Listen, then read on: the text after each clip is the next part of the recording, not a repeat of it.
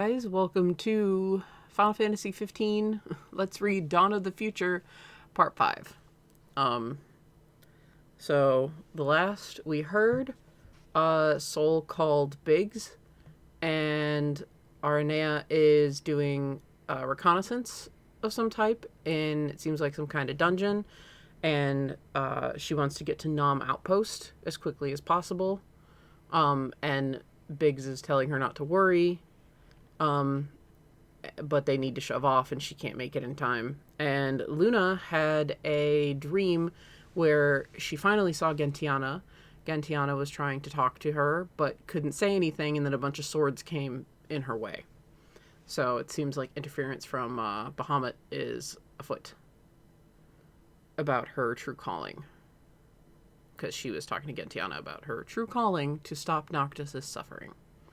So we ended at a pretty good cliffhanger, so let's finish it up. After a breakfast all but shoveled down their throats, they departed. They continued to follow the railway tracks. Seoul was silent. Lunafreya wanted to ask what had happened, but Seoul's entire demeanor warned her not to broach the subject. Moreover, Seoul appeared distracted. She was not focused on her driving, allowing Regina to bump over rocks and debris, and on several occasions she nearly ran the front wheel into a pothole, swerving only at the last second. Lunafreya was grateful they had thus far avoided encountering any demons, but she was nervous about what might transpire when they inevitably did. If Seoul went into a fight as distracted as she was now, it would not go well for them. Lunafreya did not know precisely how long they'd been on the road, but after a while, she waited for an opportune moment and ventured, "Perhaps we should take a break." As she'd feared, Seoul seemed annoyed and replied curtly, "What, you need a break already?" "I can continue, but mustn't we bear in mind the needs of the slowest member of the group?"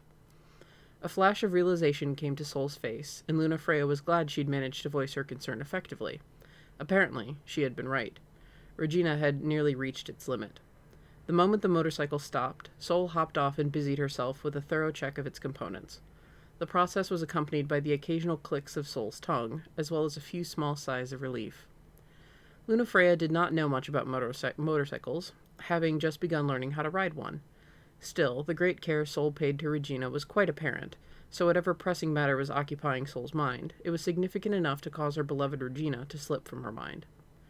The checkup seemed to have ended, but since Seoul did not yet announce that it was time to depart, Lunafreya assumed that meant they'd be giving Regina some time to cool down.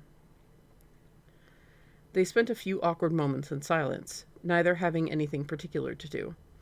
Then Seoul appeared to grow tired of the quiet and spoke, perhaps hoping merely to stave off boredom. "Can I ask you something?" she began. "Your belief in the gods. Do you get anything out of it? Does it do you any good?" Lunafreya had grown somewhat accustomed to these unexpected and unusual questions from her companion. Today, however, they seemed to include a touch of venom. In fact, Seoul did not even wait for Lunafreya to respond. "Is that what brought you back to life?" she spat. "Your faith in them?" "No," Lunafreya replied. "I was bestowed life again that I might fulfill a new calling." "And what calling is that?" "To stop Arden Izunia, to drive the darkness from our world." "Isn't that the king's job?" "It was meant to be, yes.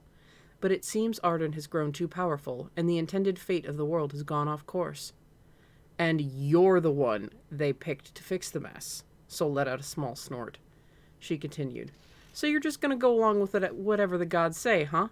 And you'll save the world all by yourself. I gotta say, that's the dumbest thing I've ever heard. There's no way. If the gods could send one person waltzing into insomnia to put an end to all this, don't you think they'd have done it already? There have been a hell of a lot of other people for the gods to choose from, all way stronger than you." Seoul capped off her outburst with, "If the gods planned to fix the world, why'd they let it end up like this in the first place?" It was the anger behind the words that was the biggest surprise. It felt as if Seoul were letting out some long pent-up frustration. Her tone was merciless, interrogating, and yet it also came across like a small child's tantrum. "I do not know why I was chosen. Be that as it may, it is my calling. I must see it fulfilled." "So you believe whatever the gods tell you?" "As Oracle, naturally I must." "So if you weren't the Oracle, you wouldn't have that faith? You wouldn't need to believe?" At that, Lunafreya became aware of a new expression on Soul's face. She seemed to be on the verge of tears. "It is my opinion," Lunafreya answered carefully, "that each person has the right to adopt or reject faith as they see fit. But in my case..." Soul cut in, her words more shouted than spoken. "I used to believe too!" "Soul, I bought into all of it, right up until the day everything came... I bought into it. Right up until the day everything came crashing down. I was left with nothing. I begged them, all of them. I begged them not to take it away." Soul turned her face away, jaw clenched. The frustration in her profile was something Lunafreya had seen before. It hadn't been often, but every once in a while during her travels as Oracle, she'd caught sight of that expression. It was the face of those for whom prayers had gone unanswered and faith had been shattered. In Soul's eyes was the look of one who had long cursed the gods for her misfortune. "Where were the gods then?" Soul asked. "What were they so busy with when I needed them? But who cares about the prayers of a child, right? They're beneath the notice of the mighty gods." Among Lunafreya's duties as Oracle was to bring relief to those suffering from disease. But that did not mean she'd been able to help everyone. There were those for whom she did not arrive in time. Never had she faced open criticism from the friends or family of the deceased. Yet there were times when people looked away as she approached, their anger and sorrow visibly held barely in check. The gods did not deliver succor to everyone. To those struggling with loss, Lunafreya offered words of comfort as Oracle, ritual expressions, emphatic utterances. Not the type of thing Soul would want to hear now, but with those words unavailable, she did not know what else to say.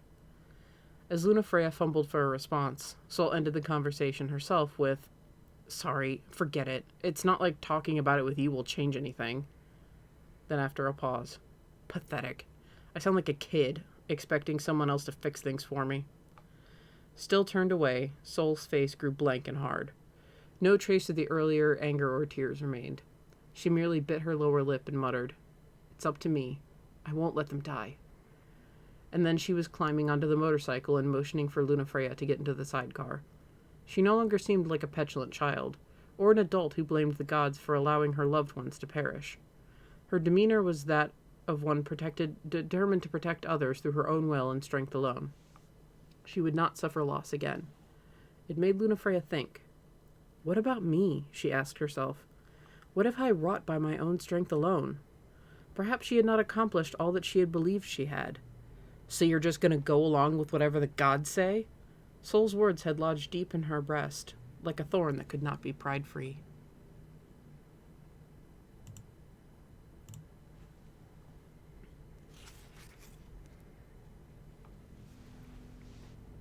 Oh, sorry, hang on. I try to keep... There we go. Alright. Just so I don't miss a notification from my mod. There we go. Sorry. Little technical thing. As soon as the exchange was over, Soul was already regretting her words. Why had she taken all that crap out on Luna? She'd acted like a little brat. It felt a lot like she always seemed to end up behaving around her mother, but when she lashed out at the Oracle, there was another, slightly different dynamic at work. It probably had to do with Luna's exasperating devotion to the gods. The Oracle never framed things in terms of herself. She was always thinking and talking about what the gods wanted or what was best for the star. The woman never took a moment to think about what she wanted to do. Every action was based on some calling she was convinced she had to live up to. Soul couldn't wrap her head around it. The only thing worse than someone who believed only in themselves was someone who was blindly devoted to a higher power. There was no guarantee that such an entity would be a force for good, but because people like that would never allow themselves to question their faith, they couldn't ever stop and reevaluate things with a critical eye. When Soul was young, she'd known plenty of adults like that, those who unquestioningly placed their trust in the Emperor and his vision for their nation. Not once did it occur to them that what was happening around them might not be for the best. As the Emperor steered Niflheim towards its doom, they were all right there alongside him, up until the very end. Soul's adoptive mother was different. She lived by her own rules. If you asked her why she went out of her way to help others, she'd laugh and say she only did it because she felt like it. There had been a time when Aranea let herself be constrained by others, back when she'd been a soldier, but by the time she met Soul, she had left that part of her life behind. That was why Seoul had respected her mother, from the very first moment they'd met. As far back as Seoul could remember, having her mother's approval had felt like the most important thing in the world. Wait, why was she thinking in the past tense? This was Biggs's fault. The man couldn't lie worth a damn. She could tell from his voice alone that he'd been on the verge of panic, and now he had Seoul fearing the worst too. Mom, please be safe. I'll be there soon. She repeated the short prayer to herself for what must have been the 100th time. Seoul, we can't go this way. Stop! Seoul snapped back to reality. A demon was straight ahead of them, blocking the road. If she'd been paying attention, she'd have noticed it earlier, and they might have been able to circle around. It probably would have saved them some time, but it was too late now. The demon had sighted them and was closing in fast. Regina skidded to a stop, and Seoul pulled out her shotgun. Luna jumped from the sidecar, spear held at the ready. Fortunately, this wasn't among the biggest demons they'd come across, but neither would it go down easy. Seoul steadied her aim and let loose on the approaching enemy. The shower of hot metal slowed down the demon some, but the wound was certainly not fatal. Luna! I've got it! The demon stumbled closer, now nearly in melee range. Luna flung her right hand out. The monster shuddered, and a stream of its sickening black miasma began flowing straight into her palm. Seoul stared in wonder. The oracle seemed stronger than ever. In their early battles, Luna had played a supporting role by slowing incoming demons, which Seoul then finished off with a shotgun shell at point-blank range, or, if she were feeling particularly saucy, with a grenade thrown into a gaping jaw. But lately, the roles had been reversed. Seoul's barrages usually served to slow the creature, and Luna was the one to bring it down. As they traveled farther along the road, the number of powerful demons seemed to increase, among them many for which gun and spear alone did not suffice. The power to absorb the scourge seemed to take a toll on Luna. When the flow of miasma reached its peak, a wrinkle of pain would form on her brow, and she'd grit her teeth. The fact that Seoul noticed such little changes in her expression at all was a clear signal of how their roles in the battle had shifted. And the burden on Luna wasn't limited to their time in the battle alone. When the oracle had been changing her clothes and wail, Seoul had snuck a quick peek at her back and saw that the woman's milky white skin was covered with sinister black patches. Now those patches were visible even at the edges of her collar and sleeves. In other words, whatever was happening to her, it had gotten that much worse in just a matter of days. Sometimes she even caught Luna with her hands pressed against her mouth as if in pain. She seemed determined not to let her symptoms show, but now that the two were spending nearly every moment together, it was impossible for Seoul not to see signs of Luna's apparent agony. Luna claimed that her power had been bestowed by one of the six. If so, whichever god had given it to her sure had a sick sense of humor. Power that caused so much pain didn't seem like much of a gift, nor any way to motivate someone to carry out their divine calling. Why not give Luna another power that was easier to deal with, or change the nature of the power so it didn't cause her agony? It didn't seem like something that would be hard for a god to do, so why was it necessary to let Luna suffer? Whichever god had burdened Luna with such a thing must have been the same one who ignored Seoul's own prayers as a child in Grallia. The gods had given no sign that they were worthy of faith, yet Luna just went on believing despite her suffering. It was baffling.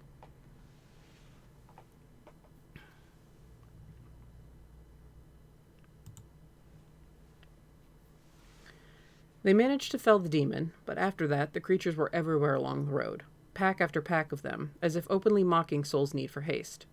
In the end, they had to spend another night afield, well short of Seoul's destination. They did not sleep at a minor outpost or even a signal cabin. They simply pitched a tent in the narrow space sheltered by a rock outcrop. To keep the demons at bay, they placed portable lights at the edges of the camp and built a fire in the center. As one final precaution, they decided to take shifts awake, one keeping watch while the other slept. Seoul continued to be sparing with her words. Luna Freya learned only that their immediate destination was an outpost called Nam. She was unable to discover why they were headed there, or what they intended to do upon arrival. Nor had she learned why Seoul seemed so distracted and rushed. The other woman's decision not to share any of these things left Luna Freya feeling forlorn and insecure. In battle, the pair had developed a strong rapport. They seemed to be well attuned to each other, and for the first time, Luna Freya clearly understood what it meant for two people to have each other's backs. However, although she felt that she could rely on Seoul, she wasn't sure whether Seoul felt the same way about her. The night was quiet. So quiet she could hear every little toss and turn from Seoul as she slept in the tent. Both the fire pit and artificial light seemed to be doing a commendable job. Luna sensed no trace of any demons lurking nearby. She turned away from the flames and opened the notebook. The light of the fire bothered her. Fortunately, she did not need it. Even at night in this perpetual darkness, she was able to read and write perfectly well without daylight. During the day's breaks, there had been no appreciable amount of conversation. Lunafreya had used the free time to set down her scattered thoughts in the notebook. Seoul, for her part, seemed to be embarrassed about how she'd laid into Lunafreya. At the next break after their conversation, and the one after, she'd simply sat in stubborn silence. Lunafreya, not wanting to press the girl, had stayed silent herself. Unlike the short road breaks, Lunafreya now had a long, uninterrupted block of time. So long she was worried she might doze off. She decided it was better to keep herself busy than risk falling asleep while on watch. Dearest Noctis, it is my turn to keep watch, so here I am, tending to the campfire. Sleeping outdoors like this is a new experience for me. What was it like for you on your first night camping at a haven? Perhaps you felt the same way that I feel now. I was also in charge of the meal tonight. It seems I made too liberal a use of spices for my companion's liking. She went so far as to declare my sense of taste unrefined. Given that her own approach to cooking is quite lax, I hardly think her to be in a position to criticize. Last night we found ourselves with an abundance of free time from our arrival at the night's lodgings until it was time to go to sleep. We spent it in leisure, and Seoul taught me a card game. Tonight, however, I suggested that we turn in early. She seems quite exhausted. I sense there is some great worry on her mind, and that it has plagued her all day long. She is not her usual self. I suppose I should mention that while Seoul may be somewhat lacking in culinary skills, she is quite a proficient card player. I was impressed by her skill in planning and carefully executing each strategy for victory. Over the course of the evening, I managed not a single win. According to Seoul, I am far too transparent in my intentions for my own good, and I let slip my hand too easily. At the time, I felt her accusations rather harsh and flatly refuted them. She and I are slowly opening up to each other, but perhaps because of this new power bestowed upon me, or perhaps because I have explained how I came to once again walk among the living, Seoul continues to be wary of me. Once Lunafreya touched nib to paper, the words poured forth in an endless torrent. She found herself unable to stop. There were so many things she wanted to tell Noctis, and she grew frustrated as her hand's pace fell far short of her mind's. For hours she continued to sweep her pen across the pages, lost in thought. When she'd begun her watch, she'd worried she might not know what to do with herself, or that she might fall asleep and let the fire die out. In truth, there was no need for concern. She was so immersed in writing, she did not even realize it was time to change shifts until Seoul came out of the tent.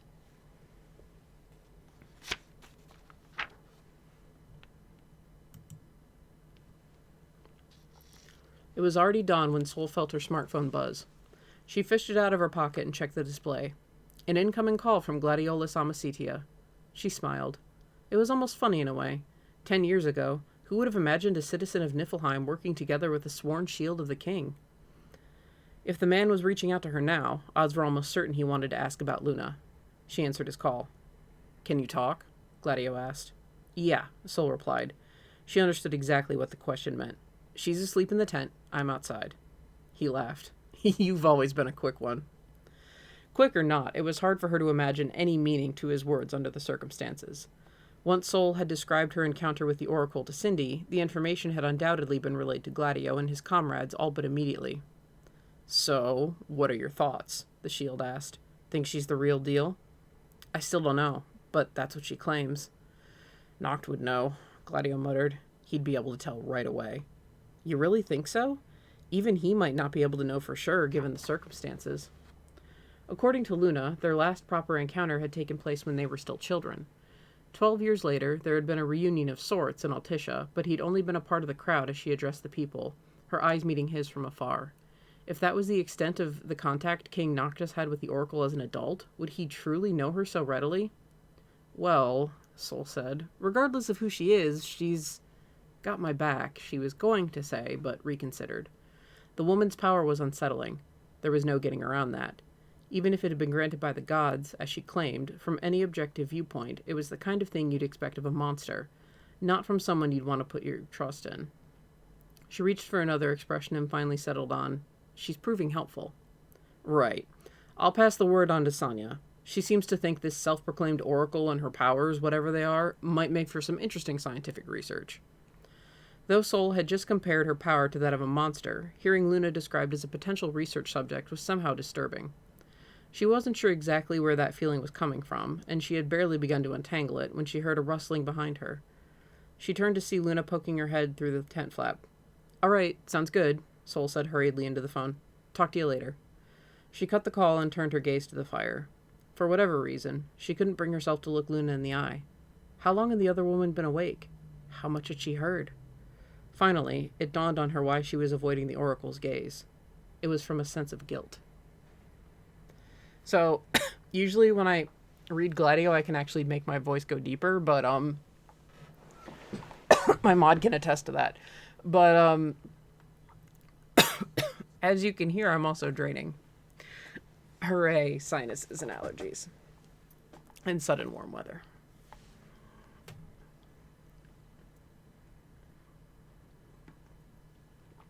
Also, it seems like the theory that Gladio hooked up with Sonya is becoming more and more solid.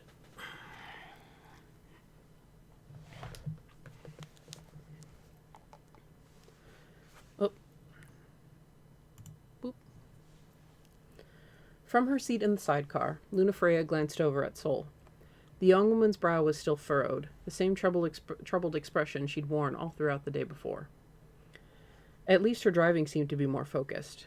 There was no way to avoid the demons that ambushed them without warning from the roadsides, but by keeping a careful lookout, they could spot and circle around ones that appeared directly on the road ahead.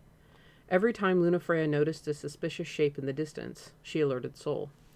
Up until recently, she had not realized that between them, her vision at night was far superior. And now that she knew that fact, she wished she didn't. It was why she'd stayed quiet before, even though she thought it strange that Soul seemed not to notice the demons Lunafreya could see so easily.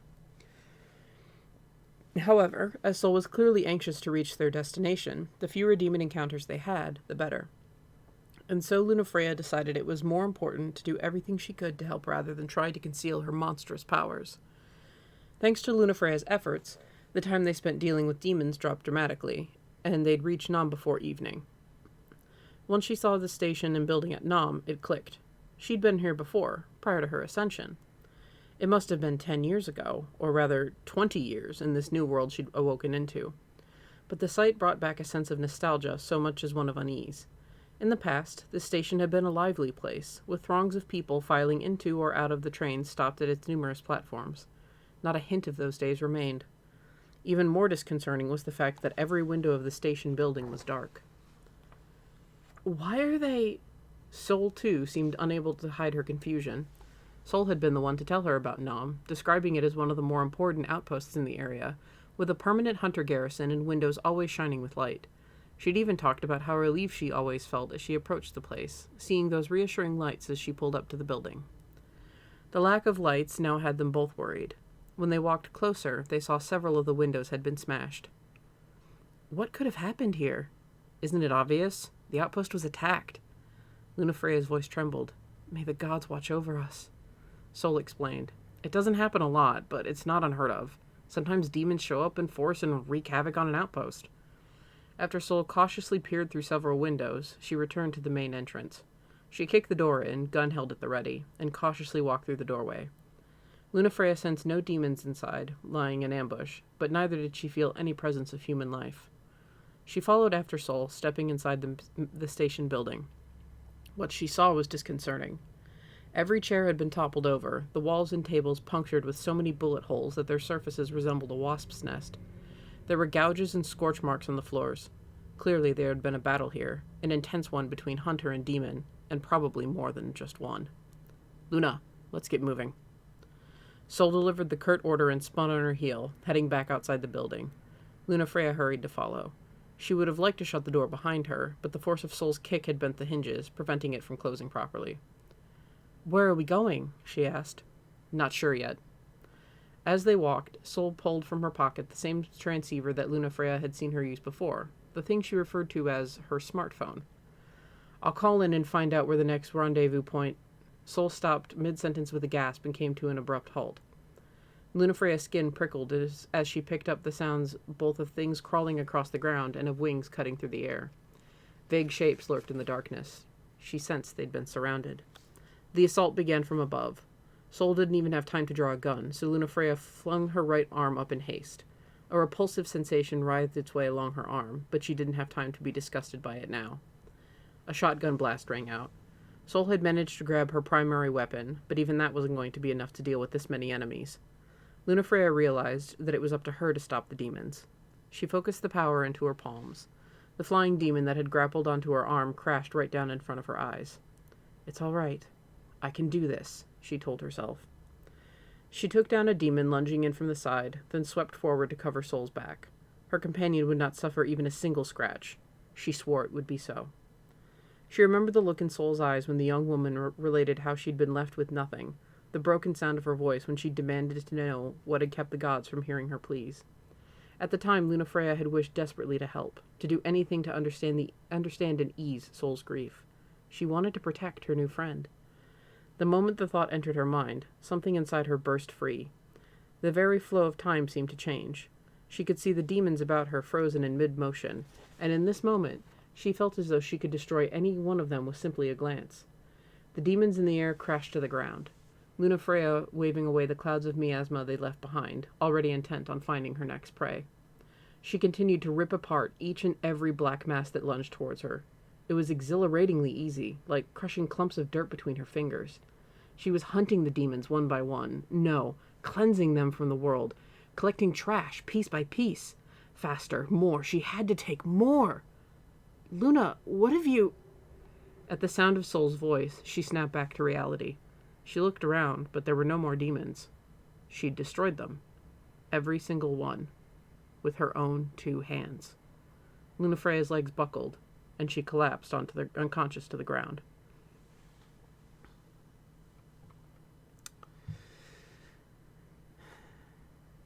How you doing there, chat?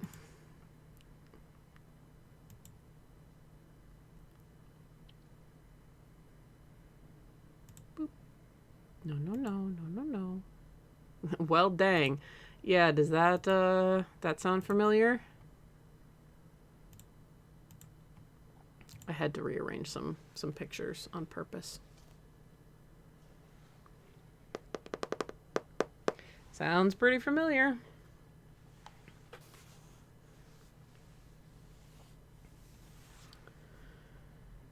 When Lunafreya had collapsed, it was not from fear. It wasn't until a while later... Whoop, was that... Are we still in Luna's...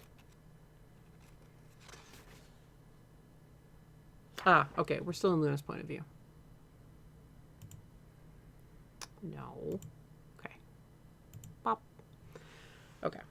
When Lunafreya had collapsed, it was not from fear. It wasn't until a while later that she understood why, but the cause of her weakness was the scale of what she'd done.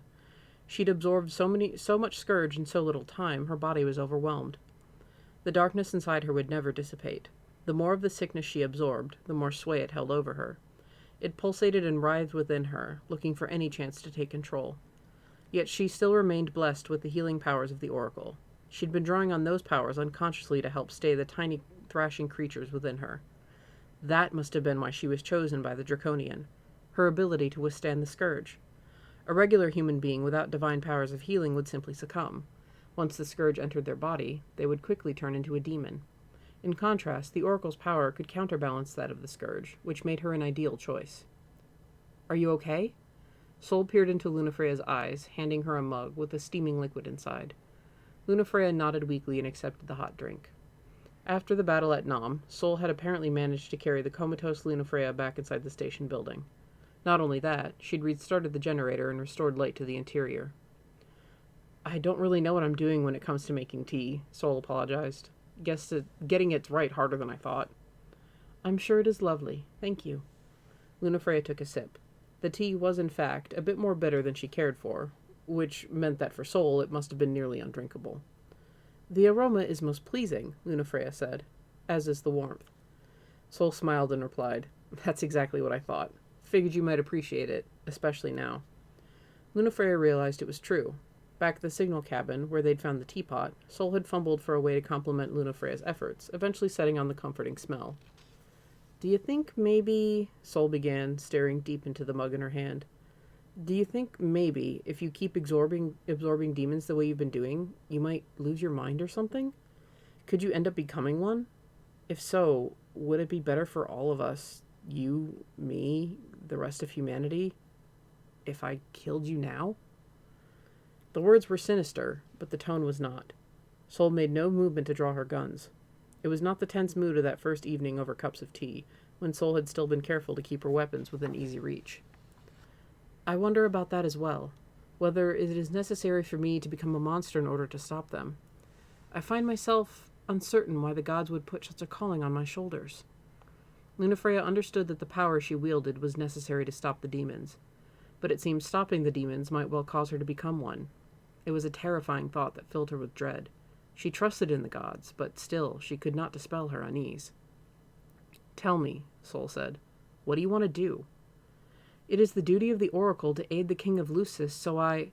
That's not what I asked, Seoul cut in. I don't care about the duty of the oracle. I'm asking about you, the woman sitting in front of me. What does Lunafreya want to do? You know, stuff you like, that you're into but didn't get a chance to do before.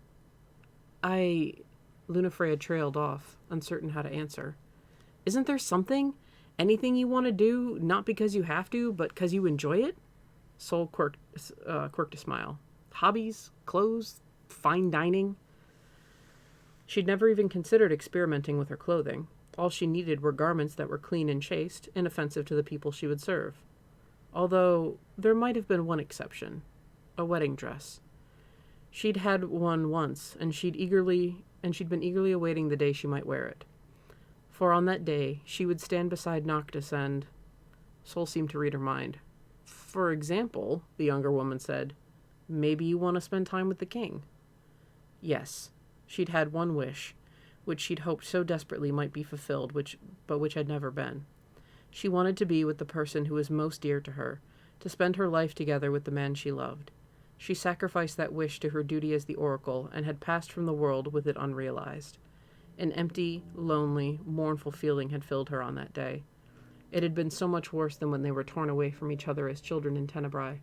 She could feel the ache in her heart even now. I did once dream, Lunafreya said, of spending my days together with Noctis. That he would have more than enough happiness for me, or that would have been, more than enough happiness for me. Well, look at that. So there is something you want for yourself. But, so what's the problem? There's something you want, and now you've got a second shot at making it happen. How about instead of telling yourself that you can't have it, you forget about the gods and this calling or whatever and focus on what you want out of life? Lunafreya hesitated. It was in order to fulfill this calling that she had been granted life anew. If she abandoned her duty, could not the god who bestowed that life just as easily take it away? And there was another, arguably more significant issue. I know not what I am anymore, Lunafreya confessed. Am I human? A monster? She looked down at her open palms, the same palms that had drawn in more scourge than she cared to fathom. With a power like this, could she still be called human at all? I can't give you any answers about what exactly you are, but I do know what you've done. If it weren't for you, I'd be dead right now. Seoul's hesitation was marked, and her words were carefully chosen. She didn't try to claim that Lunafreya was human in a facile attempt to reassure her. But neither did Seoul seem inclined to deem her a monster outright. If you ask me, I say to hell with all this oracle stuff. Who cares about some damn calling? The oracle died 10 years ago. The person I see before me right now is just a woman. Her name is Luna. She's crazy strong, but otherwise she's a person like anyone else, and she wants to be back with the guy she loves. On hearing Seoul's words, Lunafreya felt the burden weighing her down lessen slightly. She was not free of her worries, and the physical pain and discomfort persisted as before. Not a thing had changed about her present situation, but even so, she felt a surge of determination to go on. Seoul, thank you for your kind words. Once again, I find myself in your debt. Hey, could you, cut it out with the I'm in your debt stuff? Why? She was reminded of the last time she said similar words to Seoul. The younger woman had turned away then, clearly put out. It's the kind of thing people say before they up and die on you. What do you mean? Do you really need me to spell it out for you? Seoul gave her a puzzled look, but then began to explain. It's a jinx. You don't say all your thank yous and goodbyes, because if you do, there's no regret left to hold you back from dying. Then, with a wrinkle across the bridge of her nose, she added, Gods, how did you ever function before? I understand now. I am again indebted for your thorough explanation. Stop already! Luna Freya, bewildered by her own mistake, brought a hand up to cover her mouth. Seoul burst out laughing, and then Luna Freya was laughing too. She managed to keep her next thank you silent, saying the words only in her heart.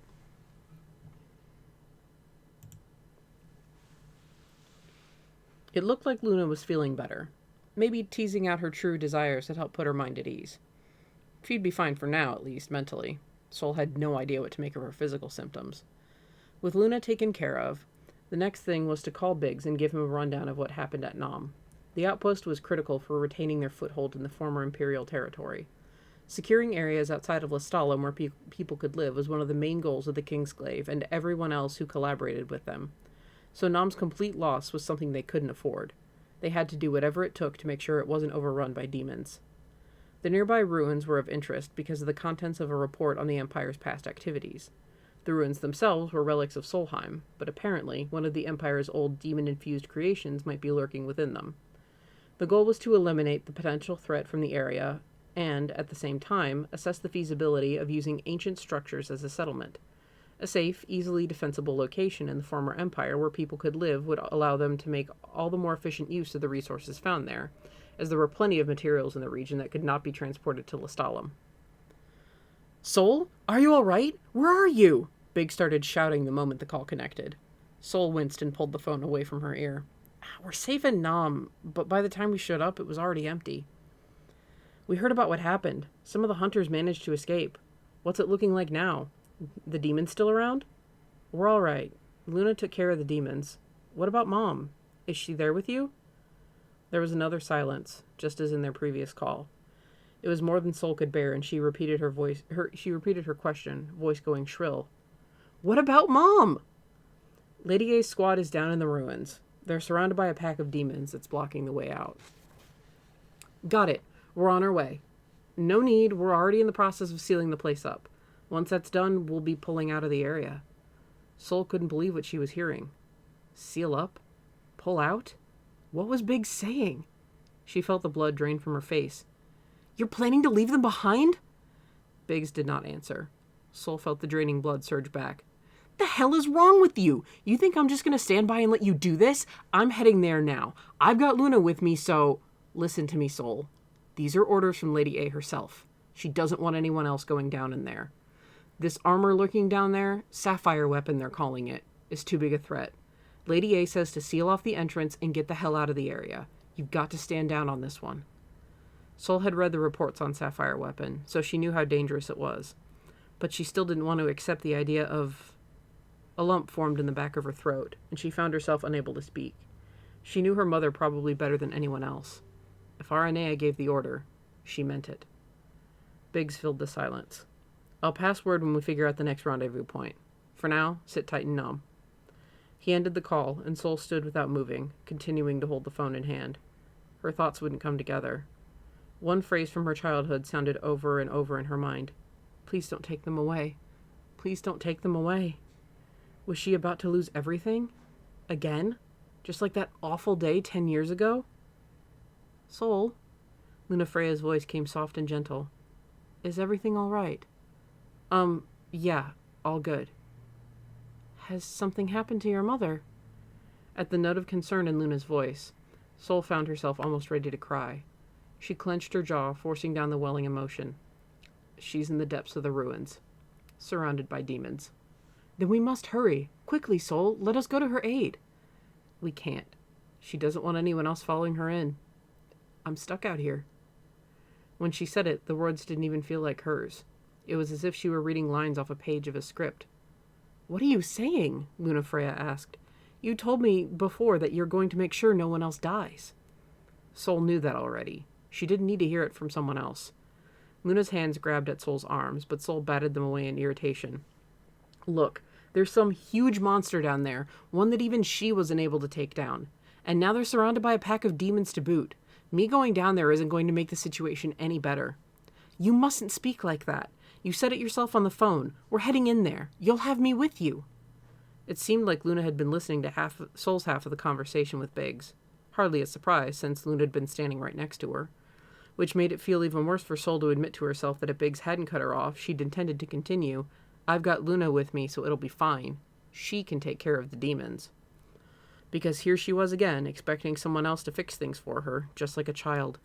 Now she felt thankful to Biggs for cutting her off, and sickly relieved that she hadn't let that last bit slip out where Luna could hear it. We've got to hurry. We shall finish off the demons and save your mother, then... Listen to yourself. You know better than anyone what absorbing the demons does to you. If you keep on like this, next you'll be turning into a monster. Asking for Luna's help was a step too far for Seoul to take. She couldn't sacrifice someone else, not even for the sake of her own family. She wouldn't let someone else take on the burden that she should bear. Realizing that she'd been on the cusp of doing exactly that only strengthened her resolve. It does not matter. I will help you. Not because it is my calling, but because I wish to do so. What would you still say to that if you knew who I really was to you? To your family? In ME 744, Emperor Aldercopt of Niflheim had ordered the invasion of Fenestala Manor, home of the royal family of Tenebrae, the family of the Oracle. The assault claimed the life of the previous Oracle, Lunafreya's mother, and for 4 years afterward, Lunafreya had remained in the manor under lock and key. Her captivity had been on direct order from the Emperor. I am Solara Aldercopt Antiquum, granddaughter of the late Emperor of Niflheim, the man who killed your mother. Would you still help me now, knowing what my family has done to yours? Seoul had always been vaguely aware of her own high status, even from an early age, but how precisely she fit into the hierarchy of the Empire had been explained to her only recently. Her adoptive mother had been the one to break the news. Now that you're older, Aranea had begun, there's something you should know. The revelation had come suddenly and heavily. It felt like Aranea was delivering some deathbed secret, like she was preparing to leave Seoul somehow. Seoul had listened, but she'd grown silky and defiant. Yeah, I know, she'd told her mother. We're not really related, I get it. She regretted those words now with all of her heart. When she'd met Luna, she figured there was no reason to go out of her way to reveal her connection to the Empire. They would only be spending a few days together at most. But now, with Luna ready to sacrifice herself, it couldn't be kept secret any longer. Seoul wasn't so cruel as to let the Oracle throw her life away for the sake of an enemy, not for the descendant of someone who had so wounded her family. Lunafreya's response took her aback. Granddaughter of the Emperor or not, it does not matter to me. The person I see before me right now is just a woman. She is disconcertingly good at cards, a rather indifferent cook, and a bit stubborn, but she is still a person like any other, and her name is Seoul. Luna, Seoul murmured. Before me stands someone in need. I could not fathom refusing to help when it is in my power to do so. If I were to simply walk away and let your mother be sealed up in the ruins, I could never forgive myself. On receipt of Biggs's first message the other day, Seoul had been almost frantic with worry. Who knew what might have happened to the survey team and those who had gone to assist it? She'd taken her frustration out on Luna, saying horrible things to her, and yet, when they were surrounded by the demons in Nam, Luna had protected her as if it were the only thing to do. And as a result, Luna had edged even closer to becoming a demon. Now responsibility for that lay on Soul's shoulders, too. She looked at Luna. I can't let you do it. I've already caused you enough trouble. It is no hardship, Luna interrupted, words quiet yet firm. I help because I wish to. Did you not hear me before? Their travels together had only lasted a few days, but during that time, Luna's words had always been truthful. The woman was too transparent for her own good. The type of person who always let her hand show. It was exasperating. But because she never lied and was always straightforward, her words held power. Luna wouldn't say something if she didn't believe it to be true, so her quiet statement pierced right to Soul's core. Luna, she started. Soul decided to be straightforward too. I'm sorry. I need your help. I can't do this without your powers. Luna smiled and nodded. Then let us go. Together. Thanks, Luna. And whatever happens, I just want you to know. Luna cut her off. No. Do not say any more. That is the kind of thing people say before they go and die on you. They looked at each other and laughed. On the road to the ruins, Soul finally shared the story of the day she lost everything. The day Grallia fell. Since the events had occurred after Lunafreya's death in Altisha, everything was news to her, from the revelation of Ardnazunia's hand in the destruction of the Empire to the report of Emperor Aldercop's death. Demons attacked the estate that day. Soon the whole place was overrun. Desperate to see my safety, my lady mother, sounds weird saying it now, but that's what I used to call her, my lady mother. Seoul's real father, the Imperial Prince of Niflheim, Alderkop's son, had not been wed to Seoul's mother. For a long time, the Emperor had been unaware of the existence of his own granddaughter. The mom I have now, I met right after my escape. Ever since then, the day I became an orphan, she's always looked after me. We're not related by blood, but to me, she's my real mother. Then we must stop at nothing to ensure that she is safe. Yeah, you're right. We have to save her. For a while afterwards, Seoul was quiet and the motorcycle rolled on. But the silence was no longer awkward. There was no need for words said aloud. Lunafreya knew that she and Seoul were thinking the same thing. They were headed toward the same future.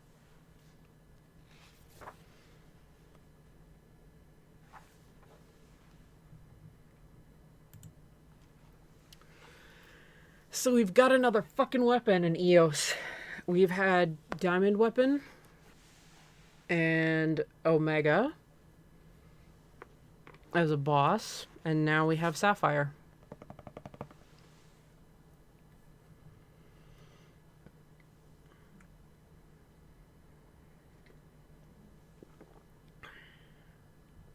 Oh, there's still Emerald and Ruby that are unaccounted for.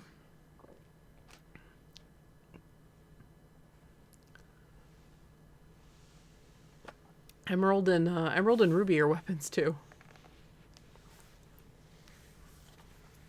Yeah, Sapphire Weapon was underwater, if I'm remembering correctly, in 7.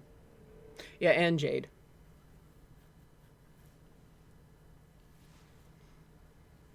Not reassuring. Emerald was underwater, that's right. Look, the weapons were one giant blur of terror.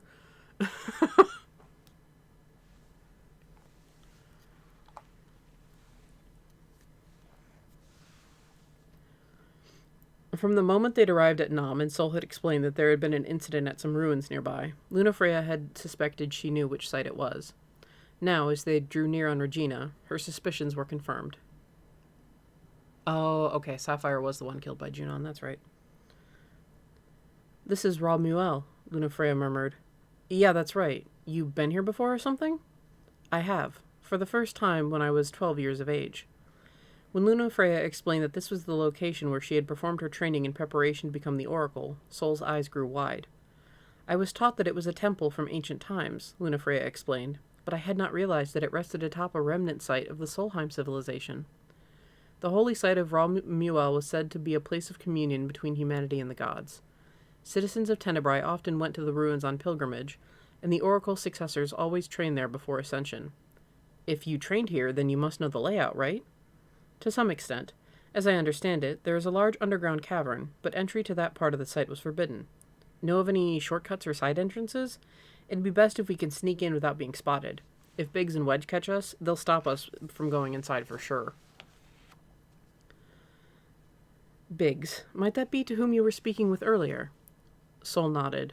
Lunafreya remembered the grief-stricken look as Seoul had asked, You're planning to leave them behind? Yes, Lunafreya said. I know of a way we can get inside without being too conspicuous. For the duration of her training, Lunafreya's contact with the pilgrims was carefully moderated, as she had not yet formally ascended as Oracle. She had made use of a passage that allowed entry to the training grounds without being seen by visitors. Beyond the passage, too, she had learned of several small rooms and hidden staircases carved into the solid rock that allowed one to move about in secrecy. The existence of such things perhaps implied that there had always been, even from ancient times, those with untoward intentions who wished to see the Oracle and her words bent to their own nefarious ends. They avoided the hunters watching the entrance and circled around farther back. To Lunafreya, everything about the temple grounds brought back memories. When they were inside, she gazed at the murals of the gods on the ceiling and of past oracles on the walls. At the time, it had occurred to Lunafreya that someday her likeness, too, would appear on one of these walls, but at the age of 12, the prospect had seemed like something so terribly distant it was hardly even real. Things felt different now. She had lived one existence as the Oracle. She'd forged covenants with the gods at the cost of her life. She'd been killed by Arden.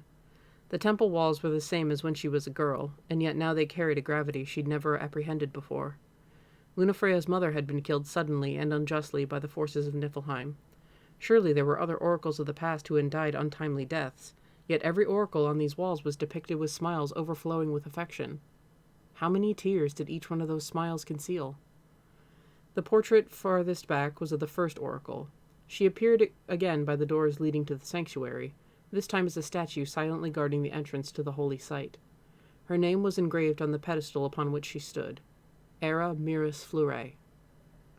Luna, is something wrong? Seoul paused, a worried look on her face. It's nothing. This statue caught my attention. She kind of looks like you, to be honest. Though I guess that makes sense. The first oracle would have been one of your ancestors, right? Lunafreya thought she heard her name being called again. She looked up to meet the statue's eyes. For a brief moment, it seemed like those stone eyes were glistening with tears. The statue's outline began to grow indistinct, and Seoul's anxious, repeated inquiries of "Luna?" faded into the distance. The gods blessed me with a power and a purpose, to cure people of what ails them. The voice seemed familiar. Lunafreya felt certain she'd heard it somewhere before. The moment it reached her ears, her surroundings were bathed in golden light. Gone were the ancient murals and floor of stone. Gone completely were Seoul's cries. Ears of wheat bowed in the wind, a field stretching on as far as the eye could see. On every side, the warm color of the harvest surrounded her. Your devotion shall not go unnoticed. The gods will doubtless be watching over you. The second voice was that of the first oracle. For some reason, Lunafreya knew this with certainty. So who did the other voice belong to? Who was the first speaker? Arden Lucis Kylum. Her question was met with this immediate answer. Era Miris Fleuret, first to hold the title of oracle, spoke directly into Lunafreya's mind. Such was the name of the man I loved, Era said, and the man meant to be our founder king, ruling over the new nation of Lucis. Arden? That was who she'd heard speaking? The voice was quite similar in tone to that of the Arden she knew, but her mind reeled at the implications. And what was this about the founder king? Arden was chosen. He alone was bestowed with the power to heal those afflicted by the star scourge. Lunafreya's surroundings shifted once again. Now she saw a young woman in the throes of the scourge, chained atop a small wooden bed frame in a shed. Arden stood before her, his hand extended. He drew in the scourge, and this young woman was healed. And there had been others, too. Soon, Lunafreya was witnessing scenes of innumerable lives delivered from the scourge by Arden's hands. That power, Lunafreya thought. It's the same as the power I've been given, but I've only used mine to destroy the demons. I hadn't realized it could be used to heal as well. Lunafreya had brought comfort to the ill during her travels as an oracle. However, the power she wielded in that role merely bolstered the recipient's innate capacity to heal. It was a world of difference from being able to remove the root of the scourge itself. She witnessed Arden in his plain and simple garb, on an endless mission to treat the suffering people of his land. Never did he rest. She witnessed his growing conflict with his younger brother. After a disagreement about the best way to govern and aid the people, Arden was forced to run for his life. Even near the end, as the scourge ravaged his body, he labored on for the sake of his people. He was the very picture of a savior. Arden desperately tried to contain the scourge that roiled inside his body. He feared that he might someday become a monster and struggled against the worry that he might lose his own humanity. It was the same battle that Lunafreya had been fighting during these past few days of her return to life. Ultimately, Era said, Arden's calling as bestowed by the gods differed from what he believed himself fated to do. Despite the fact that he had labored to heal the people of his land, no, because of it, he was ravaged by the scourge, rejected by the crystal, erased from Lucian history, and imprisoned on the island of Angelgard. There, he was renamed Adagium and branded a monster, entombed deep beneath the rocky shores, brooding over the unjust way he'd been treated. He had millennia to grow and foster his hatred. The woman he loved had been killed before his eyes. His happiness and future had been stripped away. Nothing matters. None of it. Not the blessed gods above, nor the accursed kings below. To hell with them all! His words full of rage and malediction shook the surroundings. Arden had put his faith in the gods and had given everything to his calling. Yet the gods did not heed his pleas. In fact, it was far worse than that. His fate as prescribed by the divine was of unparalleled cruelty. It was because of what she'd been through that Lunafreya could understand his despair. She'd been granted the same power, and she now struggled with the same fears. How awful, she thought. How could I have been so blind? Please, you must stop Arden, Era begged. She appeared before Lunafreya not as a lifeless statue, but as she had been in life. Upon her face was immeasurable sorrow. I beg of you, Deliver him from his long years of anguish. Era made no motion to wipe away her tears as she delivered her appeal. Stay the usurper. So, too, the Draconian had commanded. The prospect of stopping Arden the Accursed seemed difficult enough. Now she was supposed to allay his suffering? Lunafreya did not know if she was capable of it. Why me? She asked. There was no answer. When she looked around, Era was again a lifeless statue, stood right where she'd been before the vision. Directly before her was the pedestal inscribed with Era Miris Fleuret. Luna! She could hear Soul's voice again. Did that bother you? What I said about you looking like some ancient oracle? Lunafreya remembered having heard such a comment, but it felt like quite some time had passed since Soul had made it. No, that's not it at all. So you're not angry? You weren't ignoring me because you were mad about what I said? Apparently, the exchange with Era had occurred within a brief instant. She'd seen Arden's past and heard the first oracle's plea, all in the blink of an eye. Are you feeling okay? And don't lie to me, Soul warned. No, I am fine. Lunafreya met Soul's concerned expression with a smile. Come, we must hurry. Had she truly had a vision?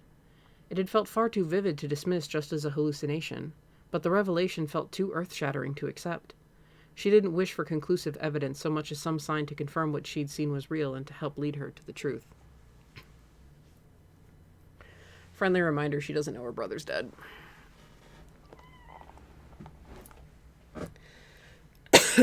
That hurts me.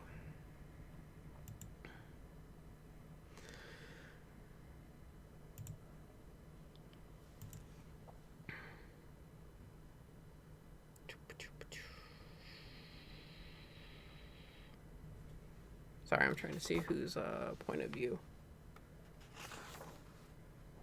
Yep, okay.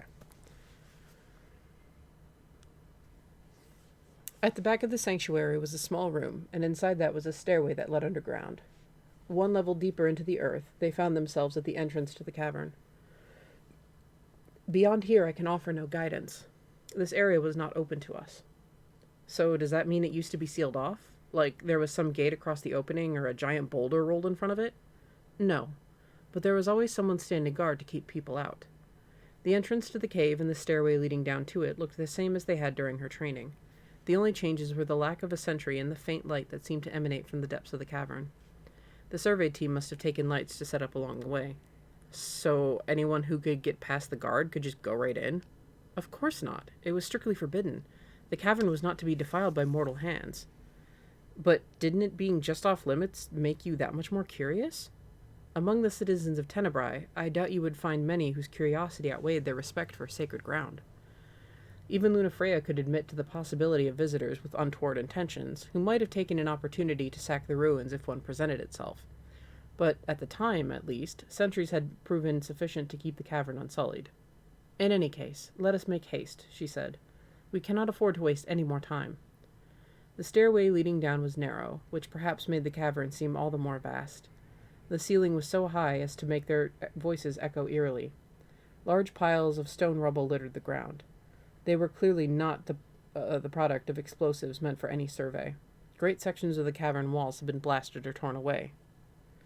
Is this the work of a demon? Probably. Seems about what you'd expect from some giant demon-powered Magitech monster.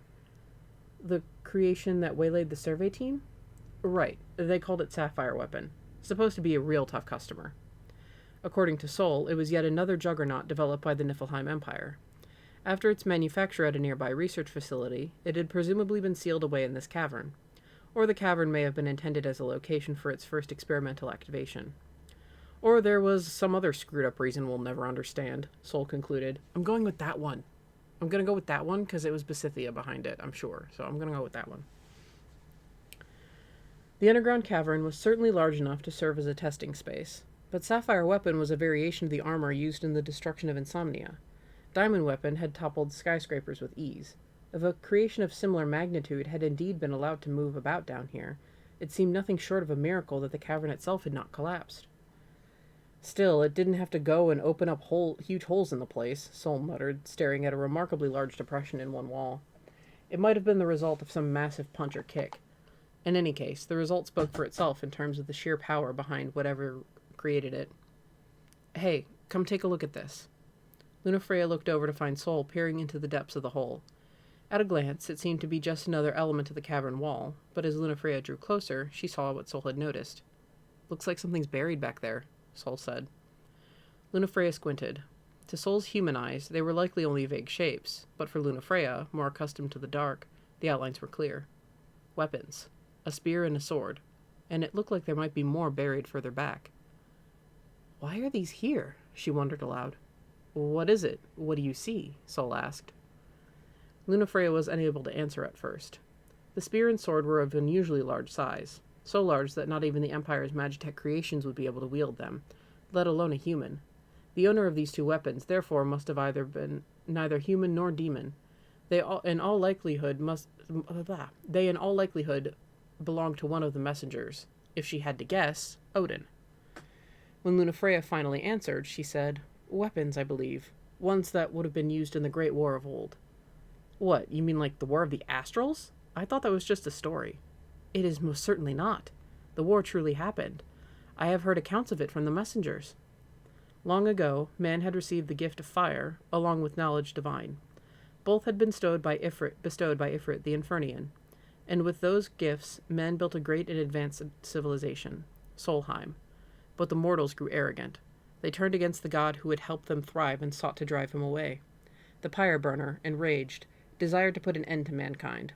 This conflict between gods and man would grow into a battle among the gods themselves, when the first Shiva, the Glacian, and then the others, not the first Shiva, although, you could say there were two Shivas.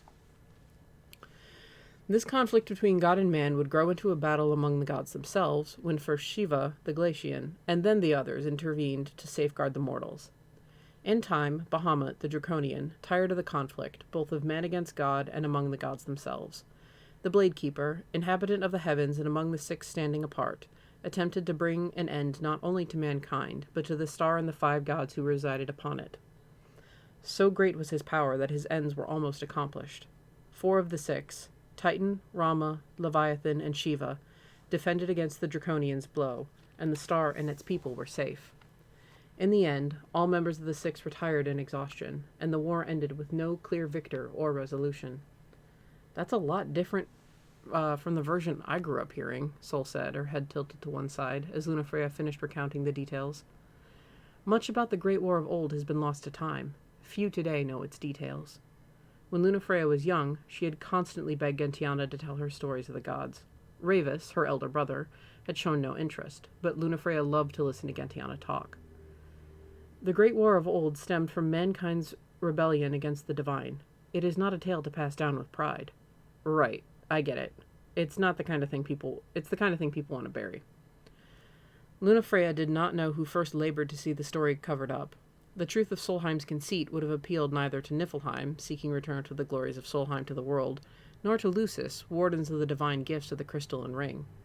Whichever side was behind the cover-up, it had clearly made use of the natural hiding space afforded by this cavern deep underground. They'd buried away the unhappy relics of the war, then proclaimed the cave a holy site and constructed a place of worship above it, thereby discouraging unwanted exploration. The faith of the citizens of Tenebrae is great. If a place is said to be sacred, they can be trusted not to intrude.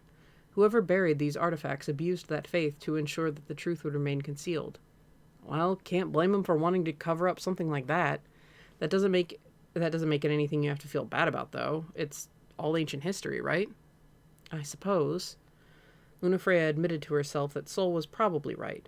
At the very least, the modern survey team had either ignored or failed to notice the remnants of the War of the Astrals. They had neither connection to the line of the Oracle nor to Tenebrae.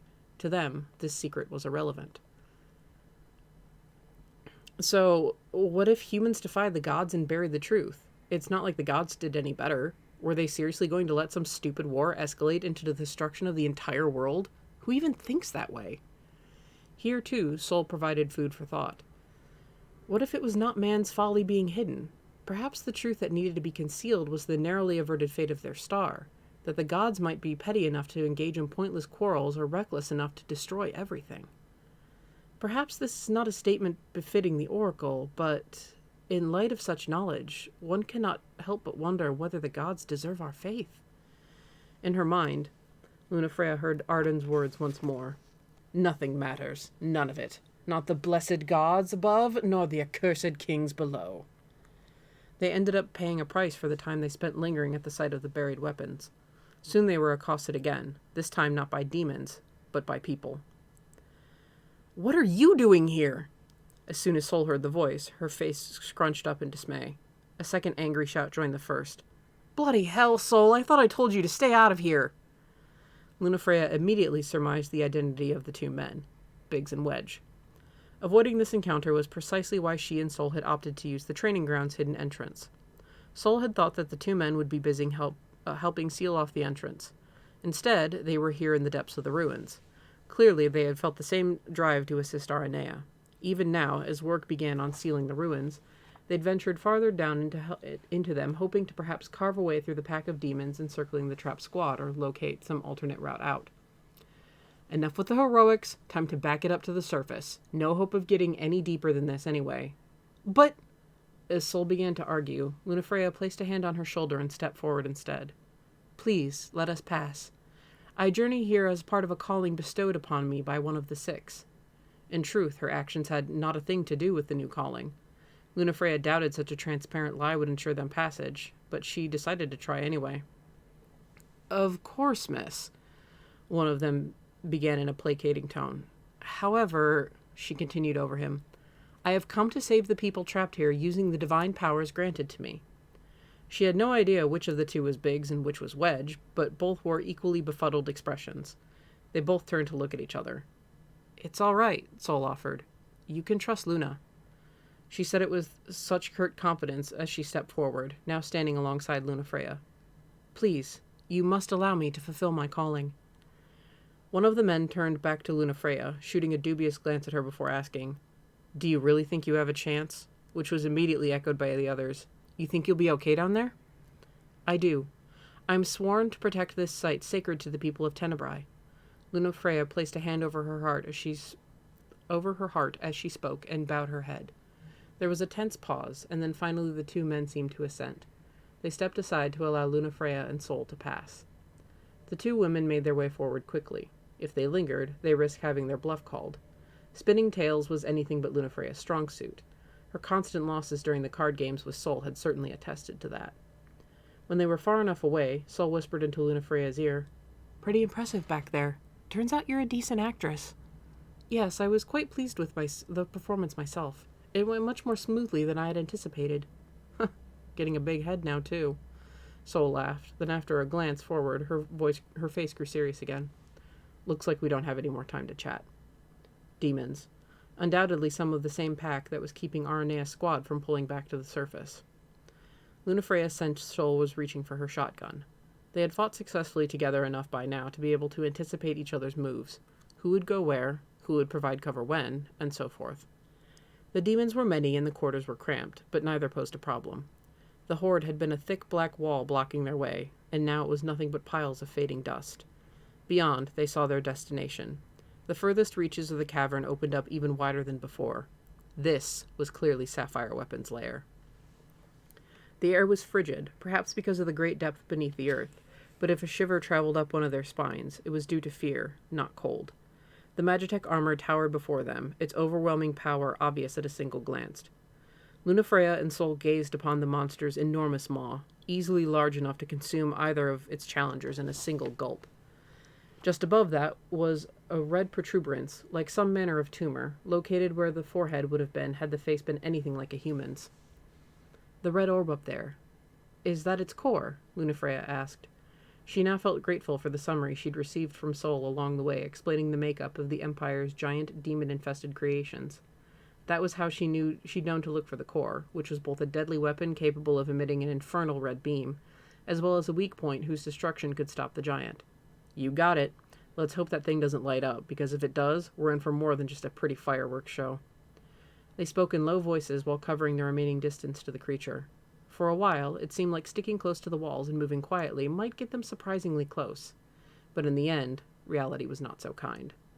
Sapphire Weapon turned and let out a roar.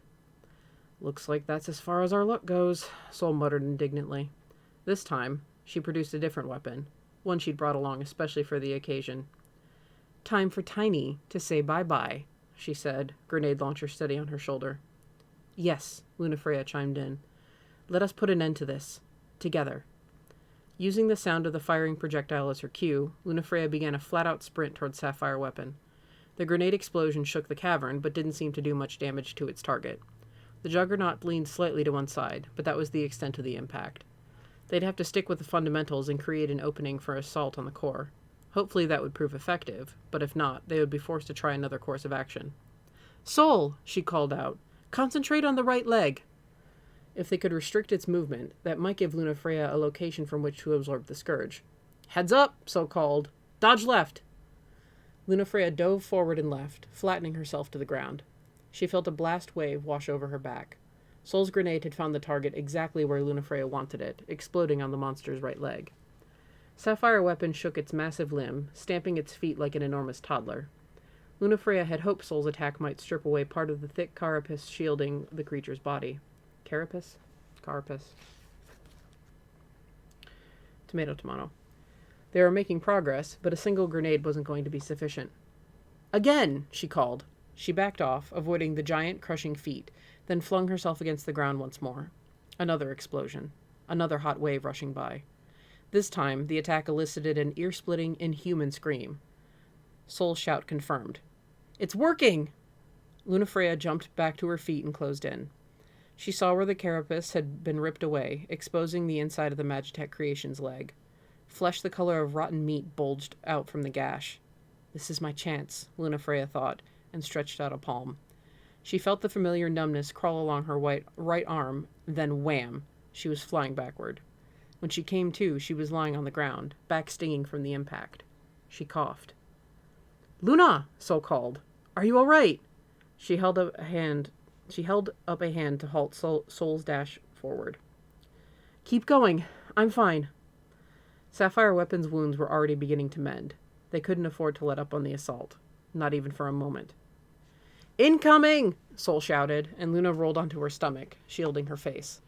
Once the next blast wave had passed, she was up in an instant and running to where the grenade had hit. This time, she managed to pull a proper amount of scourge. Fire coursed through her arm. It felt like she might be consumed from the inside out. She grit her teeth against the searing pain and shouted back, Soul, don't stop! Keep firing! Are you nuts? I might hit you!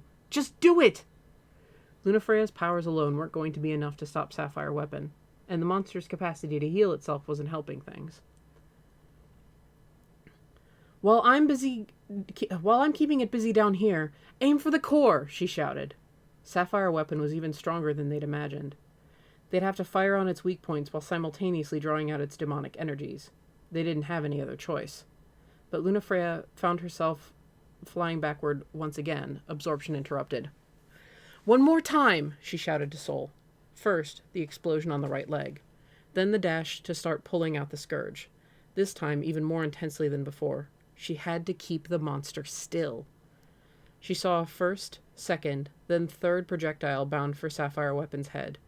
While bracing against the impact and quake of the blast, Lunafreya let her power loose to an extent she never had before. Tremendous streams of scourge poured into her body.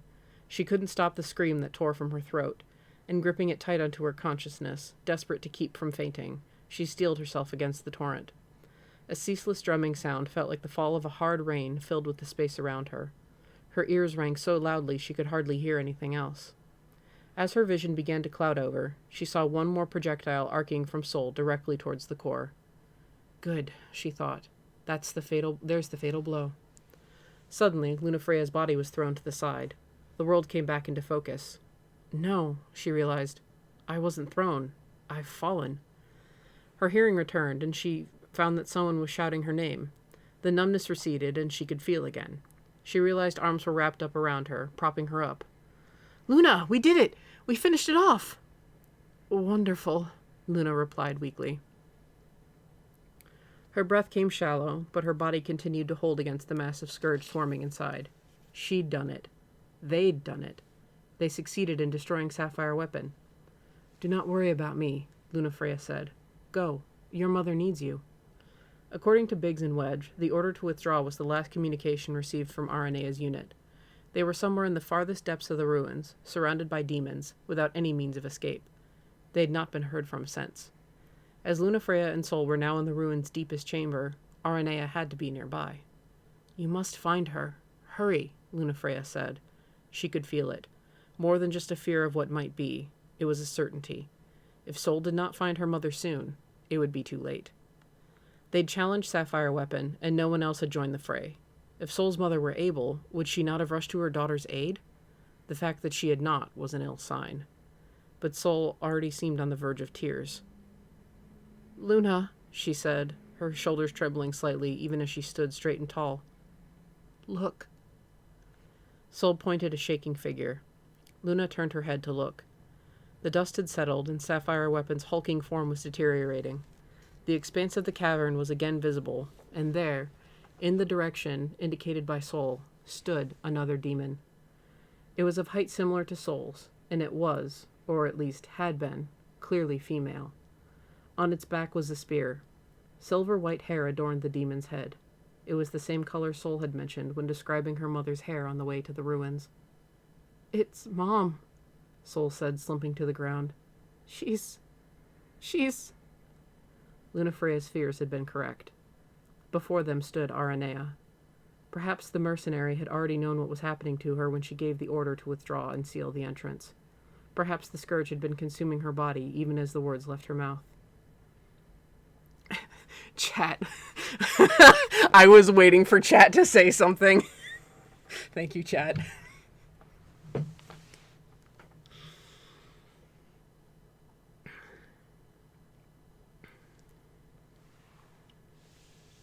"Allow me to take care of this," Lunafreya said. Her legs had been so weak she thought she might not walk again for some time, but resolve brought new strength. Lunafreya stood and headed towards the demon Aranea. She heard a faint rasping voice as she drew near. "Stay away." It seemed the woman still retained some portion of her conscience. "What do you mean you'll take care of it?" Seoul asked, voice trembling. "I'll draw out the scourge. It's not too late. Once she's rid of the disease, she'll be back to normal." Seoul's eyes widened. For Lunafreya, too, it was a use of her new powers she hadn't considered before their arrival in this place. But there, before the statue of the first oracle, Lunafreya had witnessed Arden's past. The man had once been hailed as a savior. With the same power that Lunafreya held now, he'd healed countless people. "But you're weak," Seoul protested. "You've already just drawn in all that—" "I will be fine," Lunafreya cut her off. "After all, I am meant to save the world." She turned towards Seoul's tear-streaked face and gave a smile. 10 years ago, the gods had failed to respond to this girl's fervent prayers. Seoul had demanded to know whether they'd even heard or cared to answer. It was finally time to give her the answer she deserved. "Luna, I'm sorry to ask you to do this for me," Seoul sobbed. "But please, please save her. She raised me. She's my only mother in this world." Lunafreya nodded.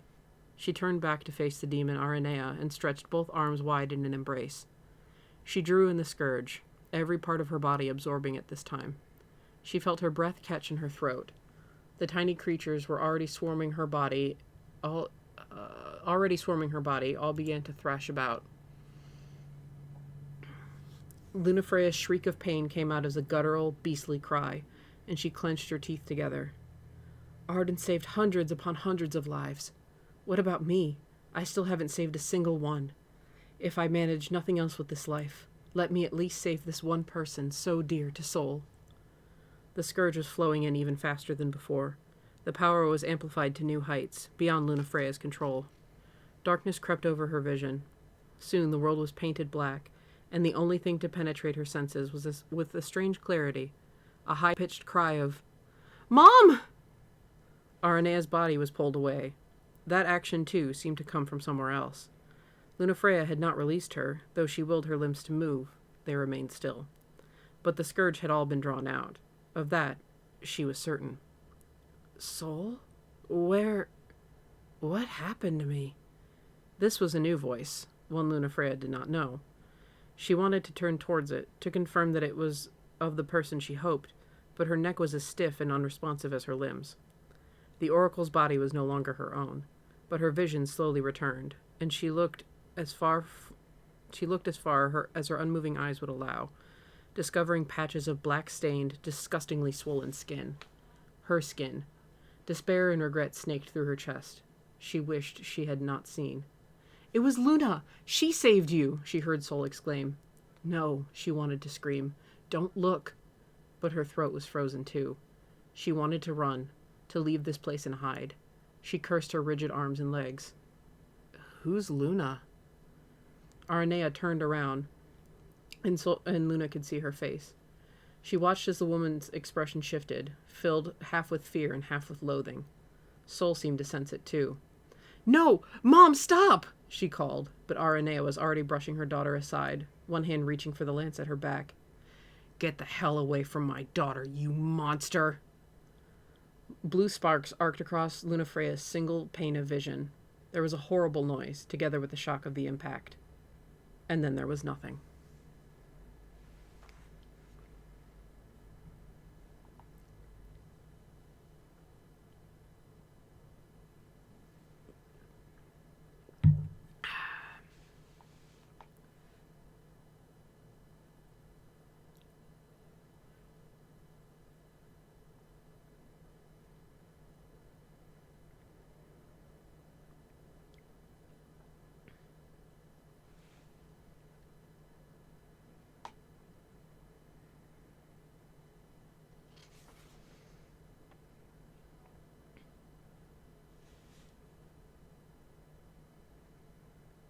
Sorry, there's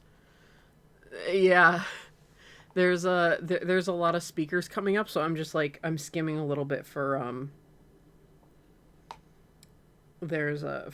like on how to read, because there's quite a few speakers.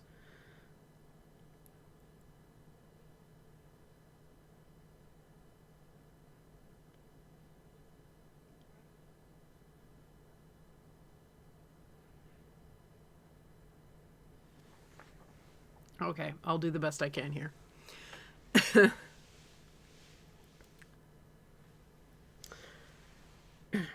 "The thing's a demon, for God's sake!" Seoul stood with her ear pressed against the hotel room door. Apparently, years ago, the old Laville had been the lodgings of choice for Prince Noctis and his retinue whenever they passed through Lestalem. Now the building served as headquarters for Kingsglaive and hunters. Seoul wondered how the prince, or rather the king, might feel if he knew the discussion happening in the building now. If he knew of the discussion happening now, one meant to decide the fate of his long-lost fiancée. "I think she's the real deal. Demon form or whatever, that's the oracle in there." Now Aranea was speaking. It was nice to hear her defending Luna, but Seoul still thought bitterly of how things might have been different. If only her mother hadn't jumped to the conclusion that the woman she'd faced in the cavern was a monster. No, Seoul thought. It's my fault. I didn't explain the situation well enough. She should have begun immediately by telling her mother what happened. Luna had drawn out the scourge. She'd saved Aranea. Or maybe this outcome could have been avoided if Seoul had referred to her as Lady Luna Freya the Oracle instead of by nickname alone. At any rate, she'd failed to convey to her mother that Luna was a friend and ally. As a child, Aranea had lost her family to demons, and her hatred of them was old and deep. When she saw what looked to be a demon near Seoul, she'd acted instinctively to protect her daughter. And who could blame her? Once Seoul realized what was happening, she'd race to stop it and explain the situation. Seoul's pained expression as she watched the scene unfold, along with the fact that Luna remained motionless, taking the full brunt of the Stoss spear's first and only blow, seemed to make Aranea realize there had been a mistake. But it was a little too late. Worse, Aranea's initial shouts brought glaives and hunters running. Once other people were involved, no amount of explanation or pleading was going to suffice. After all, what they encountered on arrival was just some vaguely black human-shaped thing wrapped entirely in pitch-black miasma. Luna Freya had been unable to speak or even stand by that point. The only reason she wasn't dispatched on sight was because Aranea had stepped in. "Seoul claims this woman is the Oracle, and I can't say for certain she's not," her mother had said. "This is a call we need to leave up to the brass." And so she'd urged them all to head back to Lestalem, where they'd settle the matter. Luna Freya was slapped into restraints and carried back to Lestalem via dropship.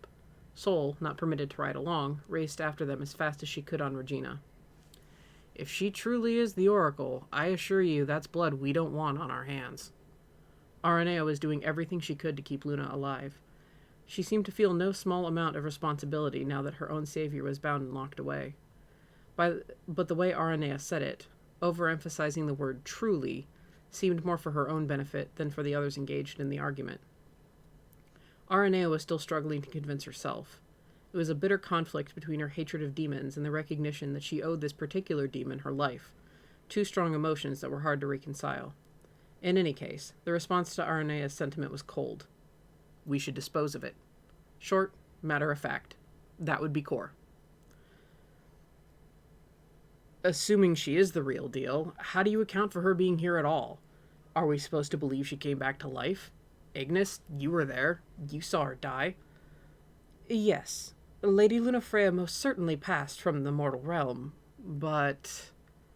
But what? I also witnessed something else. The Oracle's body seemed to, vanish that day. It vanished? This next, rather charged exclamation was undoubtedly from Gladio. What's that supposed to mean? Precisely how it sounds. Now that you mention it, I do remember hearing they never found the body. Even if she turns out to be the Oracle, that doesn't get around the fact she's become a demon. We need to get rid of her. Seoul crept away from the door. If things kept going the way they were, Luna was in trouble. Seoul had to find a way to save her. Simply breaking her out of confinement wouldn't be enough. Unlike the former empire, the area around Lestalem was well populated. Any time spent lingering nearby would mean recapture and death for Luna. Someone would have to remain behind while Luna fled, to keep any potential pursuers occupied. Luna said she wanted to get to Insomnia. A journey like that required a pretty hefty supply of equipment and food. Fortunately, Seoul had refueled Regina when she got into town, and had packed up some equipment and food as well. She'd had a hunch things might turn out this way, from the second she saw the cold and rough way the Glaives and Hunters had handled Luna back in Raw Muel. That was why she'd been willing to push Regina to the limit on the road to Lestalem. She'd kept nearly constantly on the move, with only the bare minimum of breaks, then half threw herself and the bike onto a departing ferry. It was due to luck alone that Regina managed the journey. And as for Lunafreya, Seoul owed her more than she ever might be able to repay. She wouldn't let them kill her, no matter what. This was the woman who'd answered her prayer, who'd saved the only family Seoul had left. Now it was Seoul's turn to help see a wish fulfilled. So fucking... I can't help but love Core. Despite the fact that it's like, this might be the Oracle. It's a demon, kill it. Like, Core! Core, please! God damn it. Fucking Core. Don't change. I agree. It's like, it's hard to even hate him for that logic. It really is. And then Iggy's like, about that. I haven't been telling you guys about the prophecy her dead dog showed me, or the fact that her body actually disappeared. Mm-hmm. Like, Iggy's kept that to himself, too.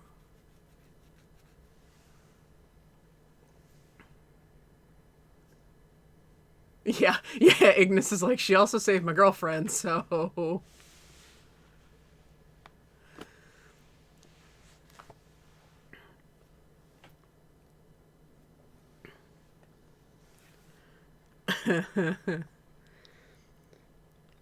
Lunafreya knew she was dreaming again. She was clothed in the pure white of her wedding dress. In her hands was a scilla blossom bouquet. Confetti swirled and danced through the air, and the scene was set to a chorus of cheers. Reaching out to take her hand was her beloved, the person she'd waited so long and so desperately to see.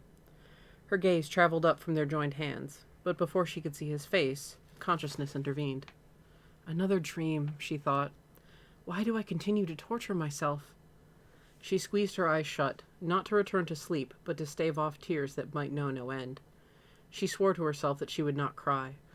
It was painful as ever to know that she would never be beside Noctis again, but she managed to bring back the person who meant the world to Seoul. That was a wonderful thing, a joyous thing, so there was no need for tears now. She would carry on with pride. Lady Lunafreya, A familiar voice reached her ears, sudden and unexpected. Lunafreya's eyes shot open. Her pitch went high with surprise. "Gentiana!" Then after a moment she asked, "Is this another dream?" She was not in the hotel at Lestalem. Surrounding her was the same void as before, dark like the color of the deep sea. Gentiana's form floated amidst the black, green, and blue haze.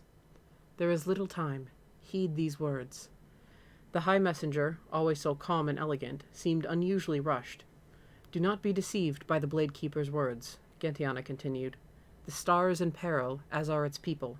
To endeavor for the calling is to invite destruction complete." Lunafreya's voice trembled. "Gentiana, what are you saying?" "The flow of fate was altered when the accursed turned from the gods. This much is truth. But the oracle's new powers will not stay the usurper. They have another purpose. The Blade Keeper seeks darkness, for which the oracle is now a vessel. The oracle is tasked with harvesting all of the world's darkness, including that inside the accursed." "But why should that lead to the end of Eos and all its people?" Gentiana gave a single word in response. "Terra Flare." After a pause, she continued. "To cast it, the Blade Keeper seeks to increase his power by drawing on those of both demon and oracle. Once before did Blades Supreme threaten the star, but in that age long past, the power fell short. Destruction was stayed, the Blade Keeper's ends unrealized." "The great war of old," Lunafreya murmured. Bahamut, the Draconian, weary of the fighting between God and man, had endeavored to see everything wiped from existence. The other gods had held him back, just managing to spare the world its judgment. It was a story Lunafreya had heard from Gentiana countless times before. She remembered a conversation she'd had with the messenger when young. "Gentiana, why did the Draconian try to destroy everything? Why would he want to do such a horrible thing? Among the six, the Blade Keeper stands apart. From the heavens high above, the star and its lives seem distant." "But I thought the gods protected the world. I thought they looked after all of us." "Man is to God as flower is to man. When a girl walks among the fields of scilla blossoms, does she see each flower in its own right, or is one the same as any other? Destruction wrought by the Blade Keeper is not vengeance against man. It is the work of a gardener, pulling from the field flowers among which the disease has spread." Horror swept through Lunafreya. Was that what Gentiana was implying? "The Draconian, does he again seek to reap us like flowers from a field?" "Having failed once, the Blade Keeper will not fail again. The spell shall be charged with power overwhelming, that the disease of the field cannot spread again." "And that is why the power to harvest the scourge was bestowed onto me, the oracle?" Gentiana nodded. "But that's—" Lunafreya trailed off. She looked at her hands, the hands now intended by the god of war to help bring an end to Eos. "All this time, it has been the Draconian standing against us." She remembered Arden screaming his curses at the gods. Millennia ago, the man had placed all his faith in a presumed calling. He had given his life only to be betrayed, then vowed to kill the god behind that treachery. "We must convince the Draconian to abandon his plan," Luna proclaimed. "But how are we to sway him?" The will of a god is not easily bent." Of course not. To Bahamut, they were merely flowers, riddled with pests and needing to be cut down. "Do we have no other choice but to defy him? If he cannot be swayed, our only other option is to stop him. Nor is the hand of a god easily stayed. The Blade Keeper exists twice over, once in this world, and once beyond. Though one should fall, return it shall, as long as the other remains." "So he cannot be killed?" Gentiana's voice grew even more hurried. "Hear me, Lady Lunafreya. The spell of the Blade Keeper requires strength immense. Stave off the first blow, and no more shall come. Strength sapped leads to somber sleep. The star and its people may yet live on, even if the god of war cannot be defeated." "The same happened in the war so long ago." The outlines of Gentiana's form began to grow indistinct. "The messenger is discovered. There is no more." "Wait! Gentiana!" The messenger was fading, the deep haze beyond shimmering through her form. "The oracle must choose her own future." And then both words and form were gone. Lunafreya opened her eyes, and she was in the hotel at Lestalem, her hands and feet bound tight, body still limp and unresponsive. All as it was from the moment she fell asleep. The Draconian would destroy us, she murmured to herself. It was beyond comprehension. The gods were committed to safeguarding Eos and all its inhabitants. Never once had she doubted that, not even when Guntiana had spoken of Bahamut's place as being above and distant from all, less attuned to mortal existence. Long ago, the Draconian had bestowed upon Arden the power to act as a savior. Then he'd allowed the same man to be struck down, reviled by his kind as a terrible monster. The Bladekeeper did not hesitate to employ cruelty and cunning to see his will through. And now he was attempting to do the same to Lunafreya. She and Arden were not unlike. They were both pious, dedicated in their faith to the gods, and blind to the plots that dictated the courses of their lives. They were both marionettes, made to dance as divine hands pleased, then cast aside when the play is over. It is unforgivable, she whispered to herself, new anger boiling to the surface. But she did not yet know how to proceed. She stared at the ceiling, scouring her mind for ideas.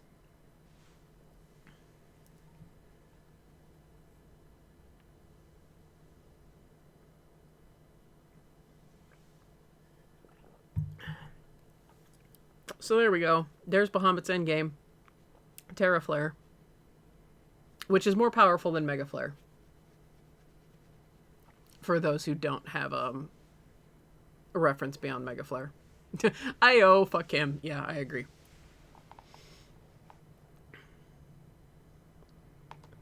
It makes me so sad. Bahamut's my favorite summon. Also, how'd y'all like Odin as one of the messengers? It was like, oh! So, it's viable that, like, the other Final Fantasy summons exist in some form. Like, Gilgamesh was the first shield of the king. But, like, yeah, I like that too. Yeah,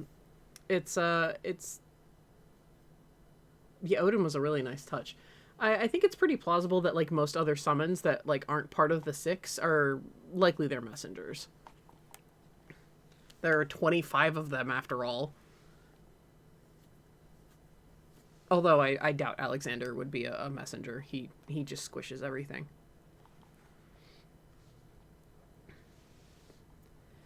It took Seoul more time than she'd expected to locate Luna's makeshift holding cell. She'd assumed the room would be guarded, so she'd been on the lookout for manned doors. In the end, that hadn't provided much of a clue, since way too many of the hotel room doors had posted guards. Not that this was the result of some plan to throw off anyone intent on breaking the Oracle free. There were simply a lot of people and items that merited guarding. Which made sense when she bothered to think about it. The hotel was the current HQ for all Hunter operational strategy, located at the very center of humanity's stronghold, the only source of order left on Eos. Rookie mistake. She shook her head, frustrated by her own naivete. And what mistake would that be? The sudden voice from behind her nearly launched Seoul into the air. Mom? What are you doing here? What about the meeting?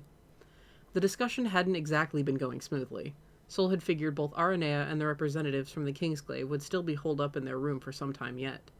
That, too, was part of her plan, to make her move while the real threats were preoccupied. Some lowly sentry posted outside of Luna's door would be easy pickings. She hadn't accounted for the possibility of running into her mother. This went way beyond a worst-case scenario. Kicked over a chair and got excused from the rest of the debate. Aranea winked. They sent me off to cool my head. Which gave me the opportunity I needed to come track down a little troublemaker. I had a feeling you'd go sneaking around by now. Please, you have to let us go. Luna's my friend. She needs my help, Seoul begged. My friend. The moment she said the words, there was a pain like a dagger wound deep in her heart. Seoul finally understood. It wasn't because she owed Luna. It wasn't because of the things Luna had done for her. The reason she wanted to help was because Luna was important to her.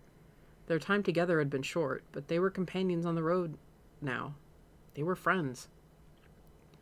You're putting me in a tight spot here, you know that? Aranea said. Then, hey, don't start crying on me. Aranea shoved a handkerchief up against Seoul's nose. Seoul realized tears were streaming down her face. Once more, she felt like a child. But, Mom, Yeah, I get it. Aranea's hand was warm on her head. Come with me. Seoul wiped the tears away with the handkerchief and followed. Once upon a time, she'd had to tilt her head back to see her mother's shoulders when she walked behind her. Now those shoulders were at eye level, and yet somehow Aranea still seemed so incredibly far above her. Once a mother, always a mother. They stopped in front of an unguarded door. Seoul was bursting with questions, but Aranea put an index finger to her lips.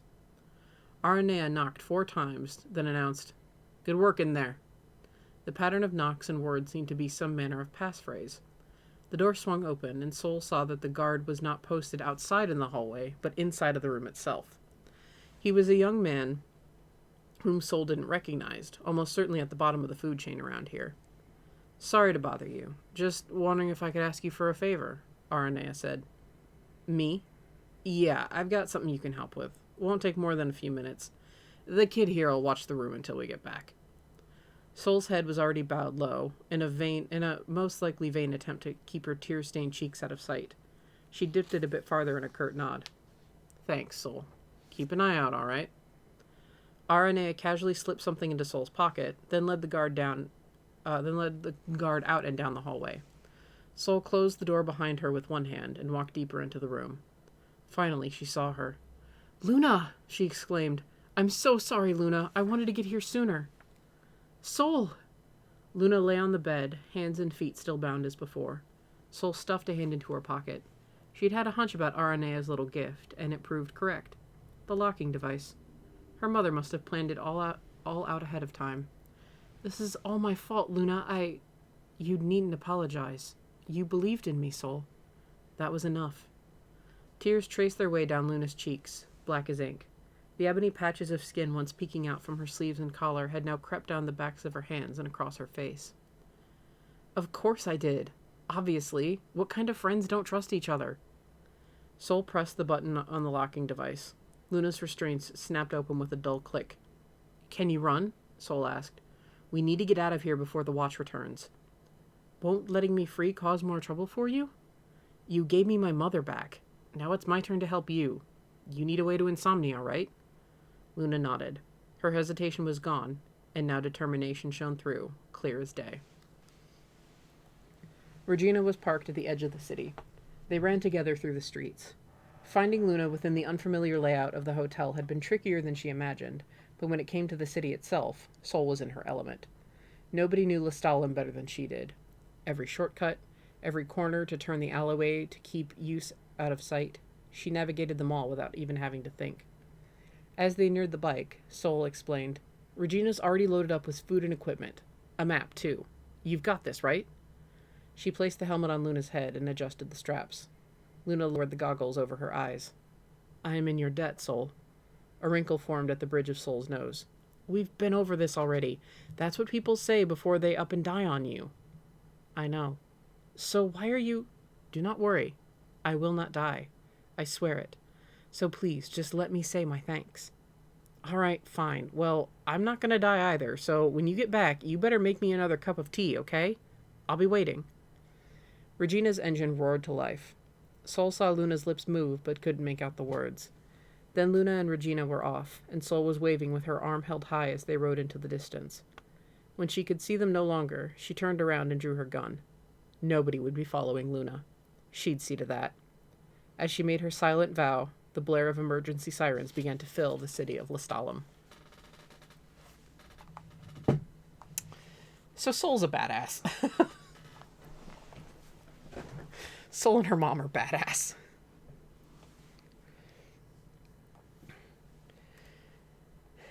Sorry, 24 messengers. Sorry. Damn, Maud. Maud was quick on that one. I just couldn't read it. Duh, she's Aranea's daughter. Yeah, that's true.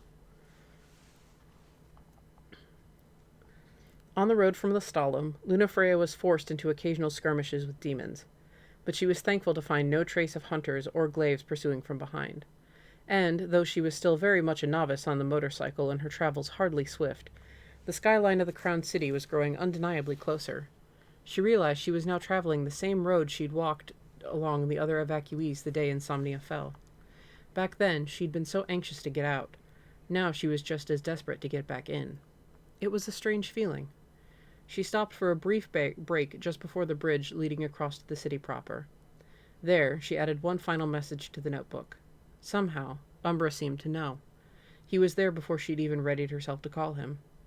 "Hello, Umbra," she said. "When the time comes, please give this to Noctis." The dog lifted his tail high as if to say, "It will be done." And then he was gone, vanished into the surrounding darkness. Preparations were complete. She'd sorted out her feelings, and her mind was made up. Lunafreya's steps into the desolate citadel were quick and sure. On that day, years ago, the citadel had been filled with bullets, explosions, and the incessant drone of Magitech engines. Lunafreya recalled the stench of gunpowder and blood. Those things, at least, had been evidence of people, of life. Now she found only demons as she made her way to the heart of the edifice. It was eerily quiet. There was no scent of blood anymore. Slowly, she pushed open the final doorway. Though 10 years had passed, to Lunafreya it seemed but a few months since she last stepped inside the throne room. But the vast space now looked drastically different. "I'm afraid you're out of luck." Arden's voice floated down from on high. Scant days ago, she might have been angered to find him lounging in smug satisfaction upon the throne. But not any more. Now his boorish posture and lack of propriety were simply those of a tragic jester. She felt pity for the man. "The one you hoped to see is not here." The erstwhile chancellor seemed to assume she had come for Noctis. "Ah, but do pardon my surprise at this most unexpected development. How very nice it is to see you again, Lady Lunafreya." Contrary to his words, Arden's tone lacked any trace of surprise. He seemed wholly unconcerned to find the woman he had killed with his own hands now returned to life. Her words came measured, precise. "You misunderstand. The one I am here for is you." The statement implied more. She was well aware she would not find Noctis here. It was not yet time for them to be reunited. "I have something I should like to discuss with you," she announced. Arden's lips twitched ever so slightly. "Ah, the Oracle would have words with me, and here I thought the gods had sent their pretty little marionette to do their bidding."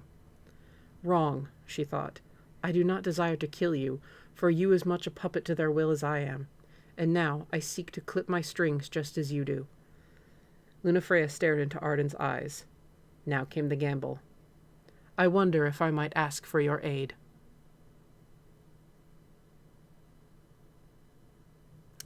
That's the end of Choosing Freedom.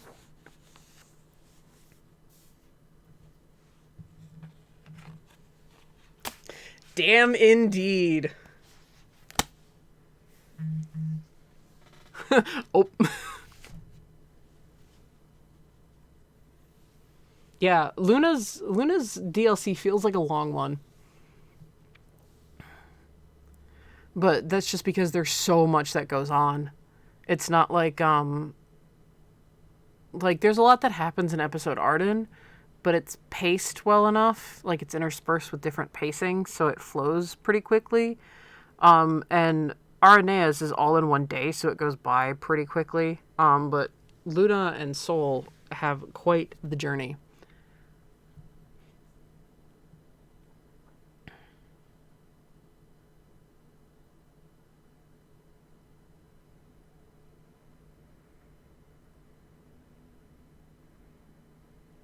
Yeah, so we only have episode Noctis left.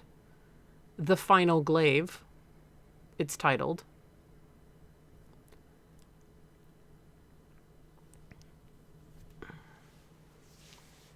And yeah, there was a lot of exposition dump in this as well. A lot about Luna, and a lot about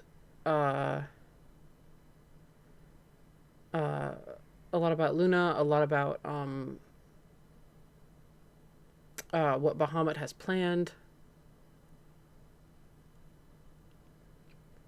Well, yeah, I mean, look at this image of Luna. This is essentially what she looks like, sans the trident. This was, again, just a concept art. And sans the dress, obviously. She's still wearing more black clothing, I think.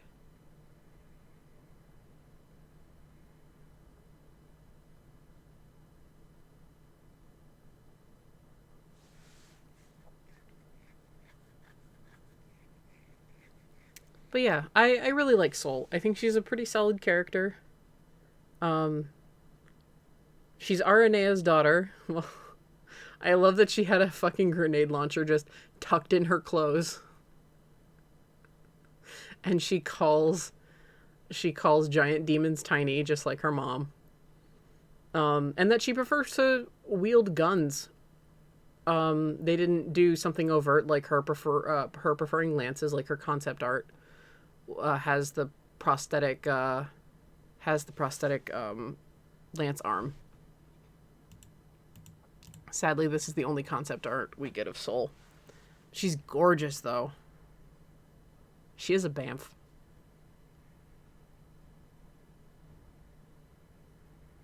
I like to think that Seoul still has the House Aldercopt insignia on her belt, too.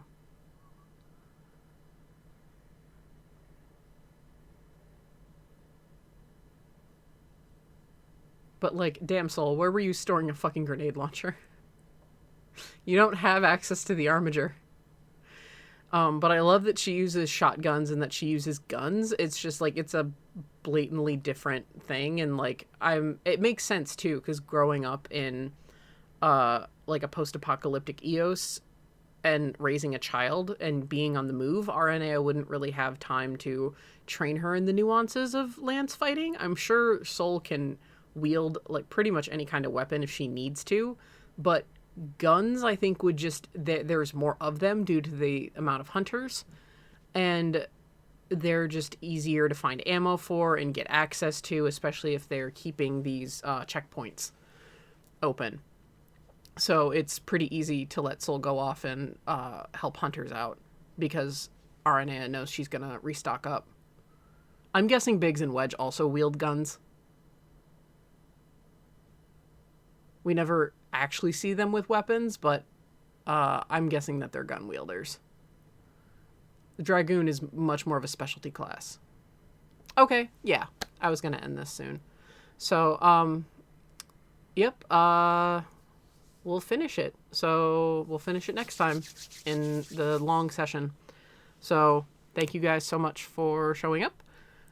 And until next time, take it easy.